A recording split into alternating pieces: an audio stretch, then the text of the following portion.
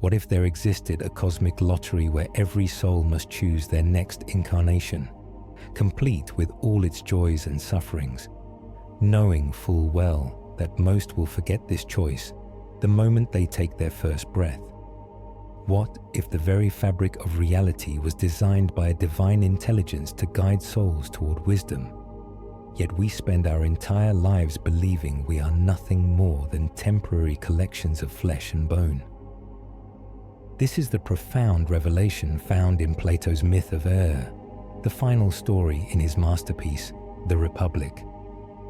Here, Plato presents not merely a tale of the afterlife, but a comprehensive blueprint for understanding existence itself, a map of reality that reveals why we are here, what we are, and where we are ultimately heading. Through the warrior who dies in battle and returns to tell his tale, Plato unveils the deepest mysteries of the soul's journey across multiple lifetimes, the nature of ultimate reality, and the divine architecture that governs our choices. Yet this story transcends simple mythology. It represents Plato's most sophisticated attempt to explain the paradox of human existence. How can we be both mortal and eternal, individual and universal, searching and already found? The myth of doesn't just describe what happens after death. It illuminates the entire structure of reality, from the cosmic level, where divine necessity governs the universe, down to the intimate level where each soul must choose its next incarnation, with full knowledge of the consequences.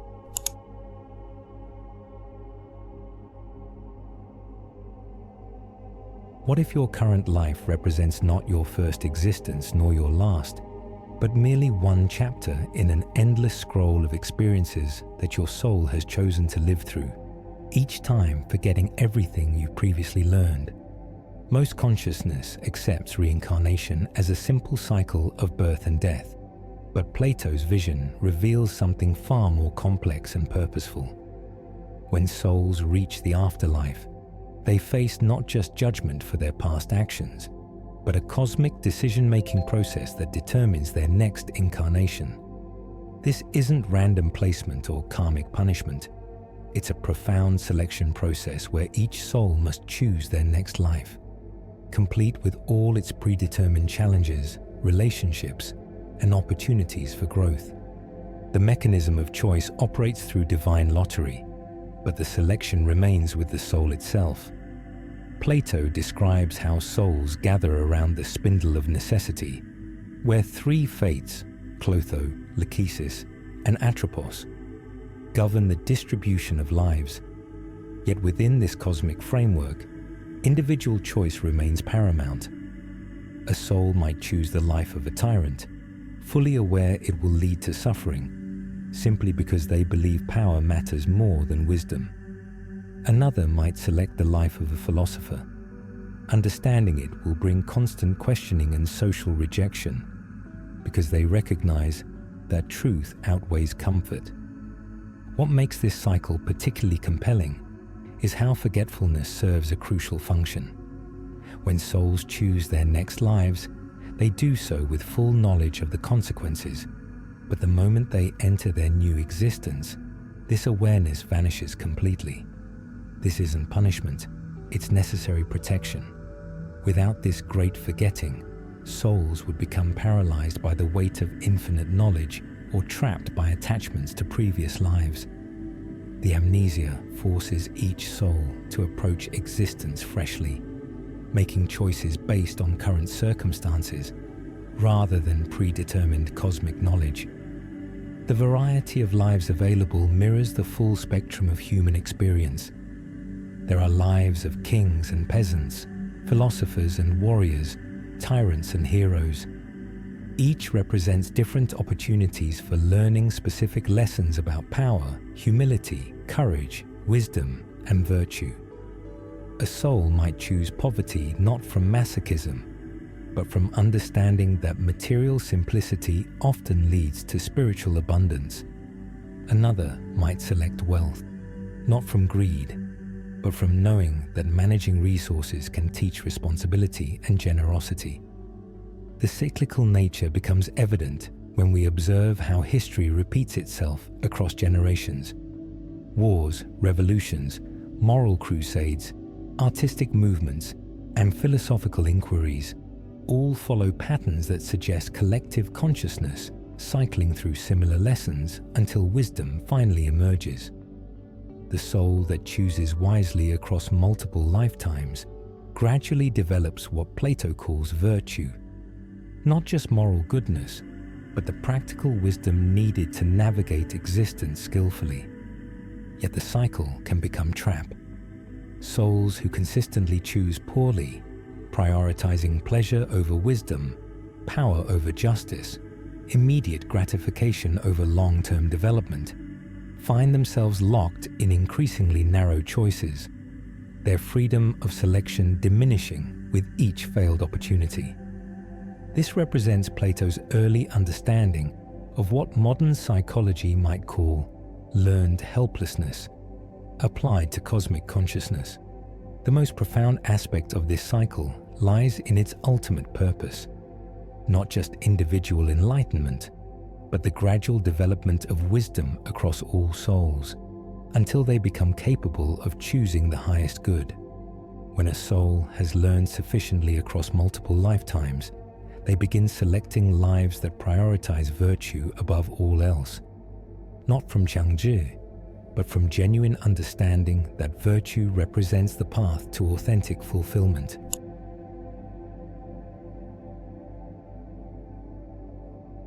What if everything you perceive with your physical senses, the chair you sit in, the face you see in the mirror, even your own body, is merely a shadow of something infinitely more real and perfect?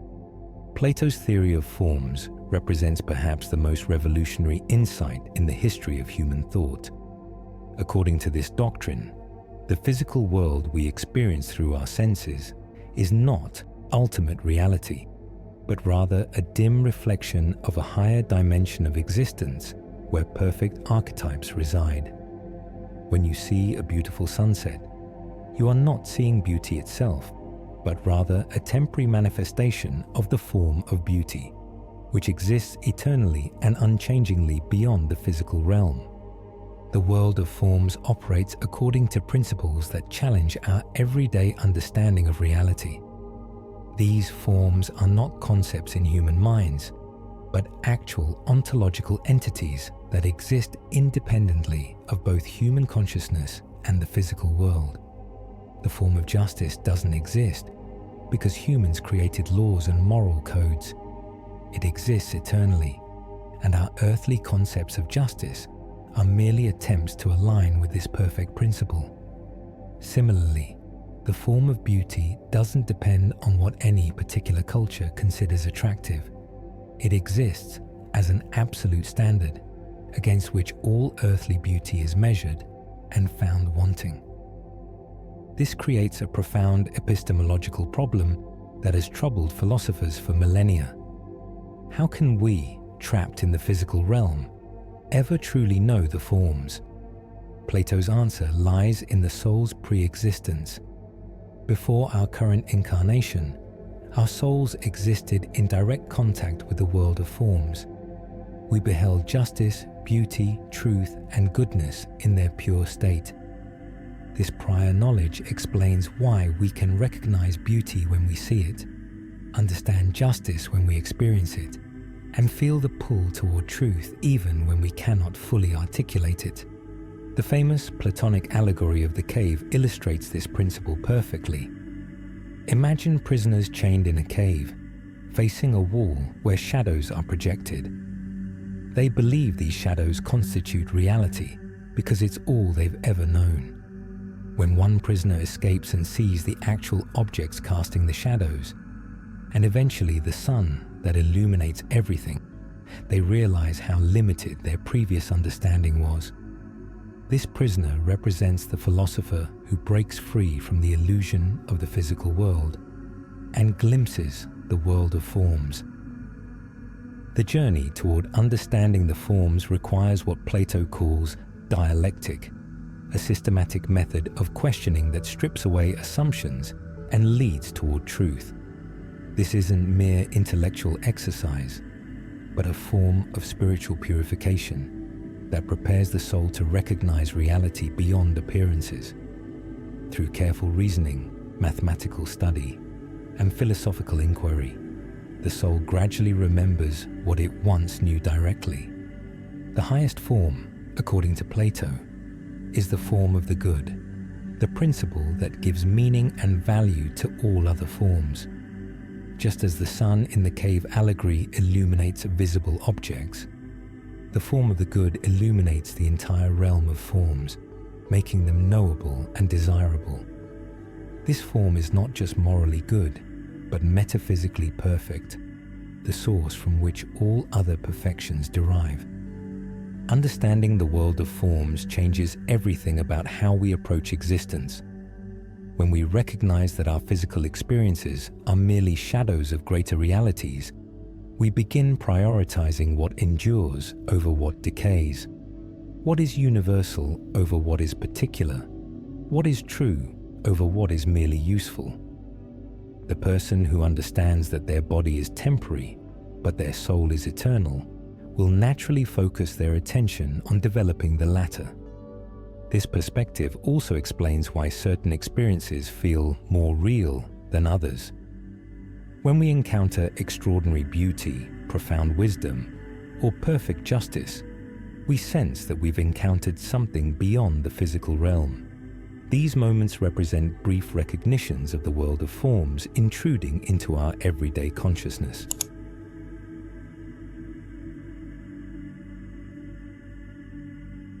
What if the universe operates according to a mathematical and moral order so precise that every soul's choices ripple across eternity, creating a tapestry of interconnected destinies that serves the highest good? The myth of reveals Plato's sophisticated understanding of cosmic structure. Far more than simple afterlife punishment and reward, it presents a universe governed by principles of justice, necessity, and divine intelligence. The afterlife journey isn't random wandering, but follows specific pathways that reflect the moral architecture of reality itself. Souls travel through regions that correspond to different levels of spiritual development, encountering rewards and consequences that mirror their choices while they lived. The cosmic order operates through what Plato calls necessity, not mere mechanical causation, but a divine principle that ensures justice is always served, even when individual actions might seem unjust. When a soul chooses a life that will cause suffering, necessity ensures that suffering becomes the catalyst for greater wisdom. When a soul chooses a life of privilege, necessity ensures that privilege becomes responsibility rather than corruption. The journey through the afterlife follows a precise pattern that mirrors the soul's development.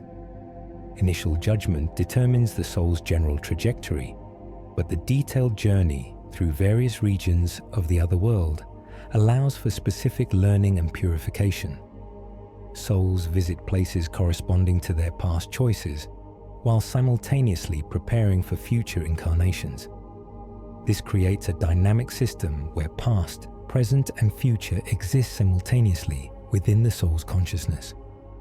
The cosmic lottery itself operates according to principles that ensure both freedom and order. While individual souls maintain complete autonomy in their choices, the overall system guarantees that justice prevails across all lifetimes. Souls who consistently choose poorly find their options increasingly limited, while souls who develop wisdom gain greater freedom of selection. This creates what might be called evolutionary pressure towards spiritual development, but within a framework of complete free will. Plato's vision also includes what might be called cosmic intelligence, the divine oversight that ensures the entire system serves the highest good. This intelligence doesn't interfere with individual choices, but provides the framework within which those choices can lead to ultimate fulfillment. The fates represent this cosmic intelligence in action, governing the distribution of lives while respecting individual soul autonomy. The cyclical nature of existence serves multiple purposes within this cosmic order. It allows for the gradual development of wisdom across all souls, while maintaining the diversity necessary for a rich spiritual ecosystem. Some souls develop through lifetimes of contemplation and study, others through action and leadership, still others through suffering and recovery. The variety ensures that all aspects of existence are explored and understood. This cosmic perspective also explains apparent injustices in individual lifetimes. A soul might experience what seems like unfair suffering, but within the larger cosmic framework, this suffering serves as either purification from past choices or preparation for future service to others. The apparent randomness of birth circumstances, talents, and challenges begins to make sense when viewed as opportunities for specific types of soul development.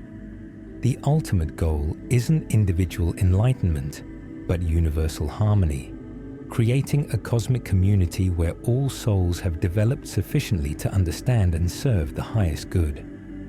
This represents Plato's vision of the great chain of being, where every level of existence contributes to the perfection of the whole, from individual souls working toward wisdom to cosmic intelligence ensuring justice for all. Understanding this cosmic structure transforms how we approach daily existence.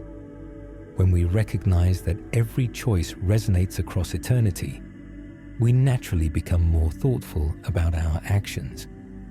When we understand that apparent setbacks might serve larger purposes, we develop patience and faith in the ultimate goodness of existence. When we realize that individual fulfillment serves universal harmony, we naturally begin considering how our development contributes to the cosmic good.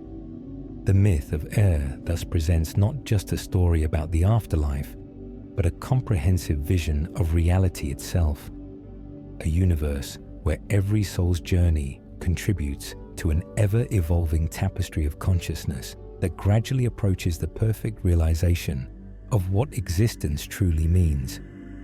This adaptation maintains the same spiritual philosophical tone and structure as the original text, while focusing specifically on Plato's myth of and his theory of forms.